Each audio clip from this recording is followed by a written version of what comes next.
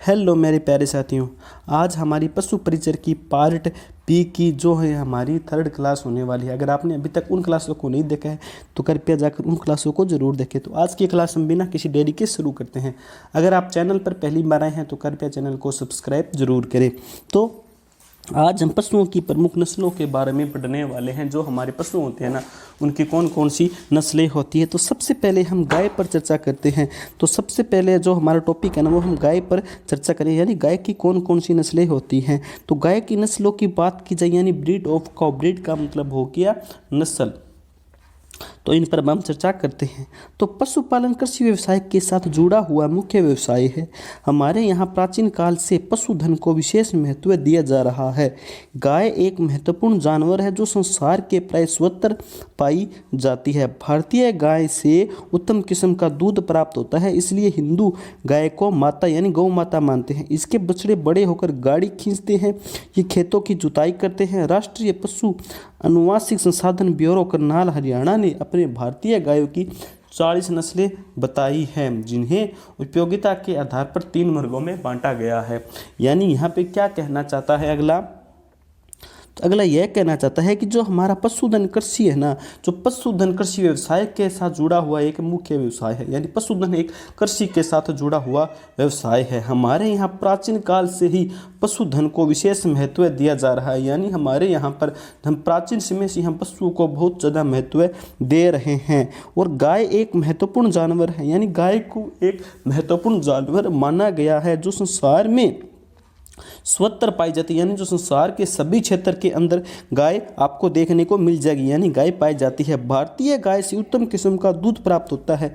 जो हमारी भारतीय गाय होती है ना, उससे अच्छी किस्म का दूध प्राप्त होता है, जो कि सेहत के लिए अच्छा होता है। इसलिए हिंदू गाय को माता यानी गौ माता मानते हैं। जिस प्रकार एक माँ अपने बच्चे को दूध पिलाती है, उसी प्रकार गाय भी हमें दूध पिलाती है, इसलिए गाय को गौ माता का दर्जा दिया गया है।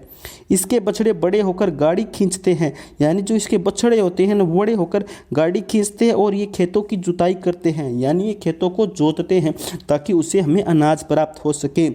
राष्ट्रीय पशु अनुवांशिक संसाधन ब्यूरो करनाल के अनुसार भारतीय गाय की 40 नस्लें पाई जाती है। यानी जो हमारा राष्ट्रीय पशु अनुवांशिक संसाधन ब्यूरो है ना करनाल हरियाणा के अंदर, वहाँ पर जो हमारी भारतीय गाय है ना, इंडियन गाय, इंडियन काऊ, इनकी 40 नस्लें बताई है और इनको उपयोगिता के आधार पर इनको अलग अलग वर्गों में बांटा है। तो सबसे पहली हमारी ये नस्ल है वह है दुधारू नस्लें। तो दुधारू नस्लें कौन कौन सी हैं? एक तो साहिवाल हो गई, एक सिंधी हो गई, एक गिर हो गई, एक राठी हो गई और एक देवनी हो गई।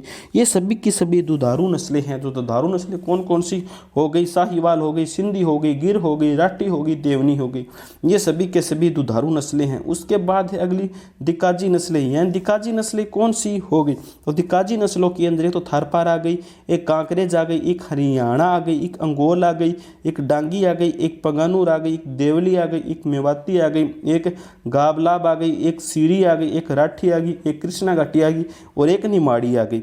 ये सभी की सभी जो नस्लें हैं ना, हमने अभी चर्चा की है, ये हमारी द्विकाजी नस्लें हैं। तो इन पर एक बार और चर्चा हम फिर कर लेते हैं। जो द्विकाजी नस्लें हैं वह कौन कौन सी है? तो द्विकाजी नस्लें कौन कौन सी होगी मेरे प्यारे स्टूडेंट, आप सभी मुझे एक साथ बताइए। तो द्विकाजी नस्लें हैं ना जो हमारी हैं, जो द्विकाजी नस्लें हमारी, एक तो थारपारकर हो गई, एक कांकरेज हो गई, एक हरियाणा हो गई, एक अंगोली हो गई, एक डांगी हो गई, एक पंगानूर हो गई, एक देवली हो गई, एक मेवाती हो गई, एक गाबलाब होगी, एक सीरी हो गई, एक राठी होगी, एक कृष्णा घाटी होगी और एक निमाड़ी हो गई।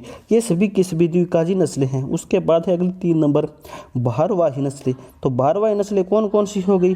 जो भारवाही नस्लें हैं ना, वह हो गई नागौरी हो गई, मालवी हो गई, किंगायम हो गई, अमृत हो गई, महल हो गई, खिल्लारी, हिल्लारी, बच्चौर हो गई, खेरीगढ़ हो गई, पवार हो गई, बरसगुस हो गई और कैनकता हो गई, एक गंगा तेरी हो गई। ये सभी की सभी भारवाही नस्लें हैं, यानी जो भार को भी सहन करती है। यानी इसके अंदर कौन कौन सी आ गई? हमारी नागौरी आ गई, मालवी आ गई, कंगायम आ गई, अमृत आ गई, महल आ गई, खिल्लारी आ गई, हिलकर आ गई, बच्चौर आ गई, खेड़ीगढ़ आ गई, पवार आ गई, बरगुर आ गई, कैनकथा आ गई और गंगा तेरी आ गई।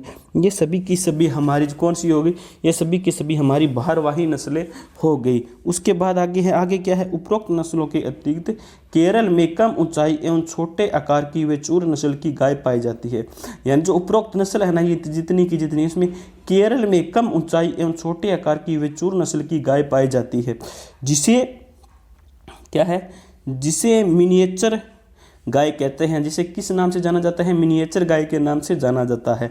भारतीय नस्लों के अलावा विदेशी गाय की नस्लें निम्नलिखित है। जो हमने ऊपर पढ़ी थी वो तो हमारी है देसी नस्लें, यानी हम जो है हमारी सभी के सभी हमारी जो भारत की नस्लें थी। अब हम इन विदेशी नस्लों पर भी थोड़ी बहुत चर्चा कर लेते हैं कि कौन कौन सी गाय हैं जो कि विदेशी नस्ल की है। तो विदेशी नस्ल के अंदर एक तो होगी ब्राउन स्विस हो गई जो कि स्विट्जरलैंड की है। उसके बाद होगी जर्सी, जर्सी हमारी जर्सी द्वीप की है। एक और हो गई हमारी आयरशायर, ये होगी स्कॉटलैंड की हो गई।